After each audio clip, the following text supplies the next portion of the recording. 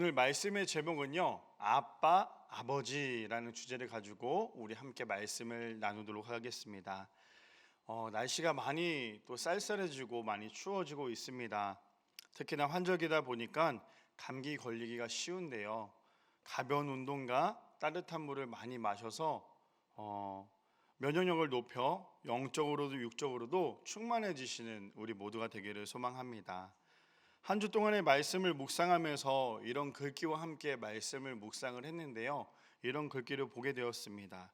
복음을 고백할 때 주님과의 관계가 회복되고 죄를 자백할 때 그분과의 친밀함이 개선된다라는 글귀입니다. 다시 한번 말씀드릴게요. 복음을 고백할 때 주님과의 관계가 회복되고 죄를 자백할 때 그분과의 관계가 개선된다라는 말입니다. 하나님과의 관계가 회복되기 위해서는 끊임없는 하나님과의 교제가 필요합니다. 그 중에서도 하나님을 믿는 사람들의 특권인 기도는요, 하나님과 나와 연결할 수 있는 연결 통로가 됩니다.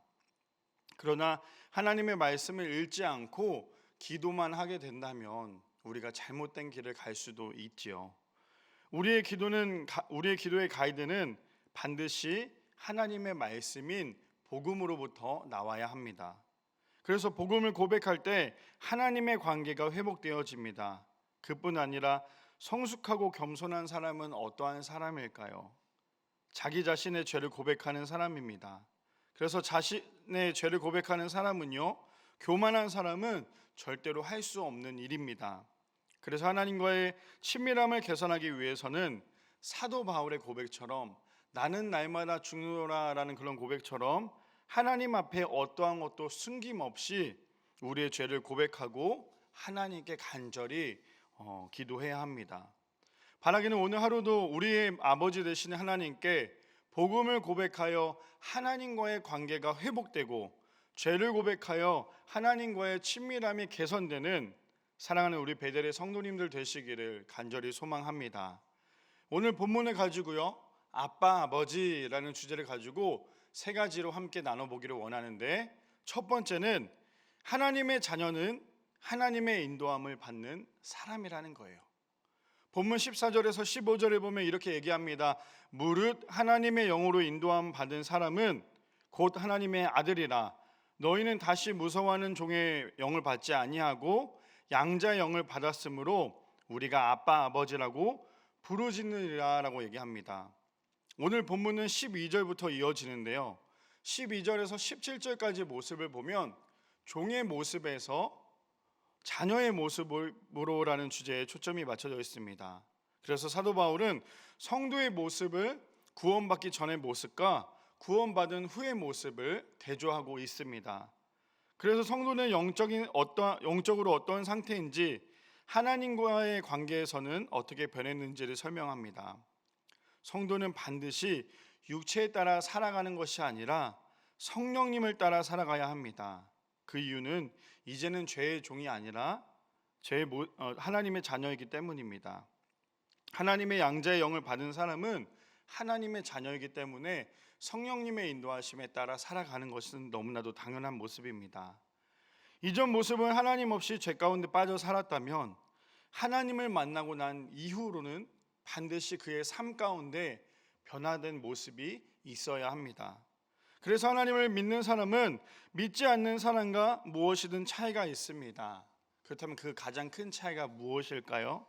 하나님을 믿지 않는 사람과 하나님을 믿는 사람의 가장 큰 다른 점은요, 우리 안에 진정한 회개의 차이라는 거예요.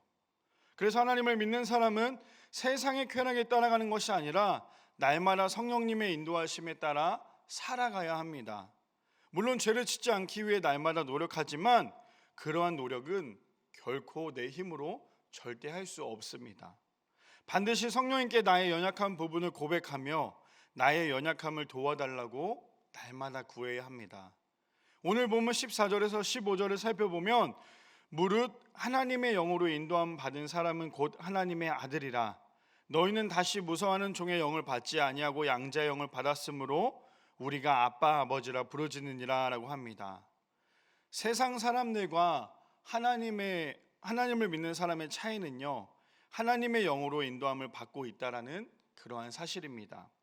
그래서 우리는 무엇을 하든 내 힘으로 하는 것이 아니라 하나님께서 주시는 선한 일들과 하나님의 영광을 위해 구해야 합니다. 그래서 14절에 바울은 누가 하나님의 자녀인지 명백하게 알려줍니다. 그렇다면 하나님의 자녀는 어떠한 사람일까요? 바로 하나님의 영으로 인도된 사람입니다. 그렇다면 하나님의 영으로 인도된 사람은 어떻게 살아가야 할까요? 성령님의 인도하심에 모든 것을 맡기고 인정하고 신뢰하여 그분의 인도하심에 따라 순종하고 또 살아가야 합니다. 나의 삶에 나의 자아가 자꾸만 강해지면 하나님의 인도하심에 따라 살아갈 수가 없습니다. 그래서 우리는 날마다 나의 자아를 죽이고 하나님 앞에 순종하며 살아가야 합니다. 만약 그렇게 살아가지 않으면 어떠한 모습이 될까요? 우리가 너무나도 잘 알고 있는 탕자의 모습이 될 수밖에 없습니다. 탕자는 아버지의 아들입니다. 그럼에도 불구하고요, 탕자는 아버지의 뜻대로 살아가지 않았습니다. 자신의 쾌락만을 위해 살았습니다. 그러니 결국 탕자의 인생은 완전히 망가진 인생이 되었습니다. 하지만 자신의 삶에서 돌이키자 결국 다시 아버지의 아들로 돌아오게 됩니다. 이처럼 우리는 하나님의 자녀라고 고백하지만 하나님의 인도하심에 따라 살지 않고요, 여전히 나의 지식과 나의 뜻대로 살아간다면 결국 돌아오기 위해서는 많이 아파 돌아오게 됩니다. 하나님은 우리를 선택하셨기 때문에 우리를 절대로 버리시지 않으십니다.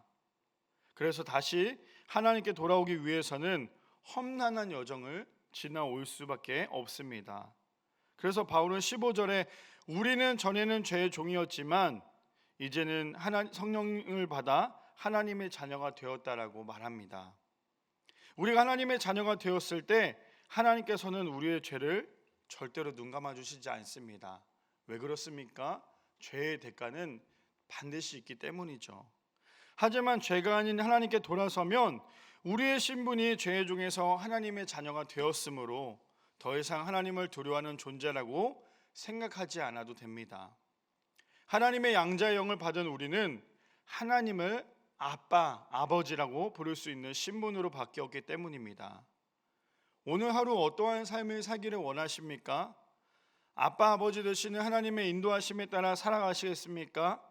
아니면 여전히 나의 생각으로 가득한 삶 속에 하나님을 찾지 않고 나를 위해서만 살아가시겠습니까? 하나님의 인도하심에 따라 전적으로 순종하여 하나님의 자녀답게 살아가는 사랑하는 우리 베델의 성도님들 되시기를 소망합니다. 두 번째로는요, 우리가 하나님의 자녀라는 증거를 받았다라는 거예요. 두 번째로는 우리가 하나님의 자녀라는 증거를 받았습니다. 본문 16절에서 17절을 보면 이렇게 얘기합니다. 성령이 친히 우리의 영과 더불어 우리가 하나님의 자녀인 것을 증언하시나니 자녀이면 또한 상속자 곧 하나님의 상속자요 그리스도와 함께한 상속자니 우리가 그와 함께 영광을 받기 위하여 고난도 함께 받아야 할 것이니라 라고 말합니다. 16절을 보면 성령님께서는 우리의 영과 함께 우리가 하나님의 자녀임을 증언하십니다. 즉 두 증인이 우리가 하나님의 자녀임을 증인하는 것인데요, 한 분은 성령님이시고요, 그리고 또 하나는 우리의 영입니다. 그렇다면 성령님은 우리를 통해 하나님의 자녀로서 증인이 되어주실 수 있지만 우리의 영이 우리 스스로 하나님의 자녀라고 증거할 만한 어떠한 자격이나 권리가 있는가라는 그런 의문점입니다. 어떻게 우리의 영 스스로가 하나님의 자녀라고 증거할 수 있을까요? 우리의 영 스스로 하나님의 자녀라고 증거할 수 있는 이유는 하나님의 자녀가 된 것은 자격이나 권리가 있어서가 아니라 전적인 하나님의 은혜로 주어지기 때문입니다. 그래서 내가 하나님의 자녀라는 것이 증거가 되면 어떻습니까? 하나님의 자녀가 된 것에 감격하여 다른 사람들에게 자랑하고 다닙니다. 그것이 무엇입니까? 바로 전도입니다. 전도는요, 단순히 교회에 나와봐요 라는 말이 아닙니다. 전도는요, 한 영혼을 천하보다 귀하게 여기는 마음입니다. 그래서 교회에 나와봐요라는 받고 끝나는 것이 아니라 먼저 믿은 내가 하나님의 자녀가 되었다는 감격으로 다른 사람들에게 하나님을 자랑하는 것이 바로 전도입니다. 그래서 하나님의 자녀가 되었다는 것의 증인은 성령님과 우리의 영이 될 수 있습니다. 그러니 내가 먼저 믿었다면 반드시 믿지 않는 사람들에게 하나님을 전해야 합니다. 왜 그래야만 할까요? 우리는 성령님께서 증인이 되시는 하나님의 자녀이기 때문입니다. 그래서 우리는 하나님께 받은 사랑 반드시 전해야 할 의무가 있습니다. 그래서 우리는 날마다 하나님의 사랑 가운데 살아가고 있고요, 하나님의 은혜 가운데 살아가고 있다면 그 받은 사랑을 반드시 우리는 흘려보내야 합니다.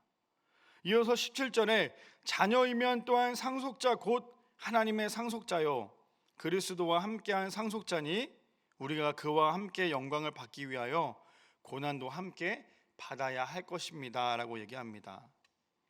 제프 아이오그라는 사람이 이렇게 얘기합니다.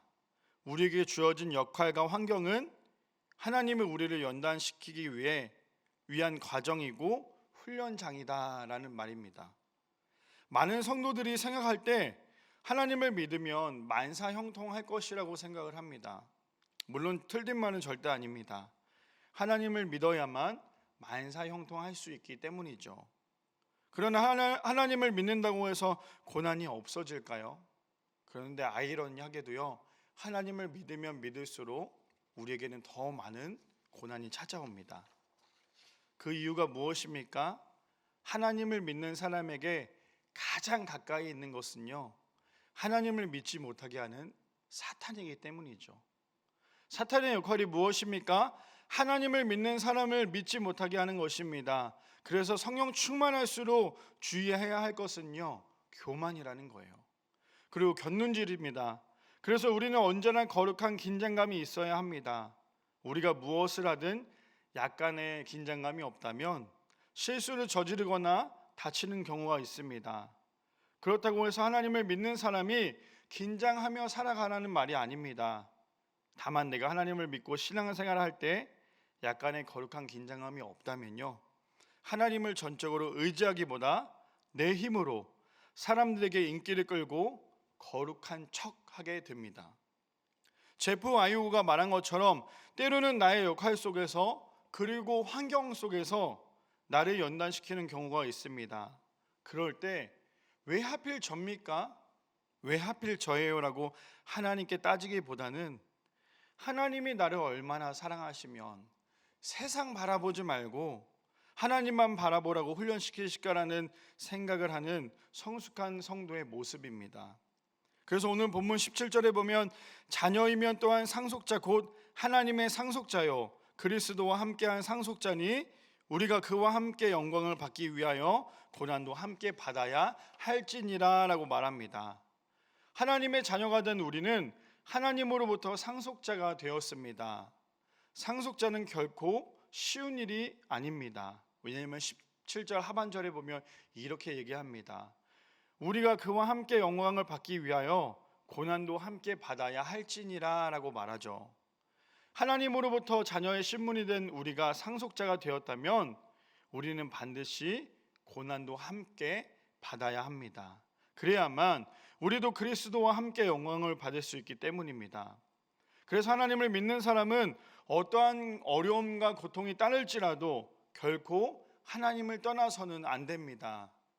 욥에게도 말도 안 되는 시험과 고난이 찾아왔을 때도 주신 분도 하나님이시고 가져가신 분도 하나님이십니다라는 고백처럼 나에게 고난이 온다 할지라도 그 길을 묵묵히 걸어갈 때 결국 그 길을 걸어가게 하시는 분도 하나님이시기 때문에 나를 통해 함께 하신다는 사실을 기억하시는 사랑하는 우리 베델의 성도님들 되시기를 소망합니다.